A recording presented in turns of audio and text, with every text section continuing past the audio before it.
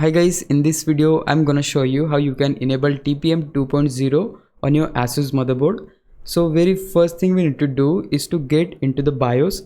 So for that what we need to do, like whenever your PC is restarting or you're starting your PC, when you get the black screen you need to hit delete key continuously until you are on your BIOS, and as soon as your BIOS open we gonna click on advanced mode option, or either you can hit F7 key.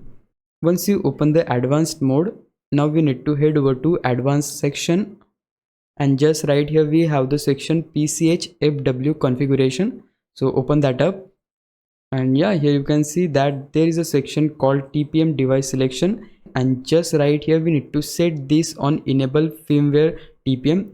In my case it is already selected on that, but if it is set on enable discrete TPM, in your case you need to change that from that to enable firmware TPM, and that way you can enable TPM.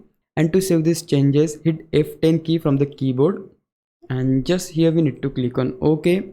Now your PC will restart and you will see that the TPM 2.0 is successfully enabled on your computer, and that's exactly how you can enable TPM 2.0 on ASUS BIOS.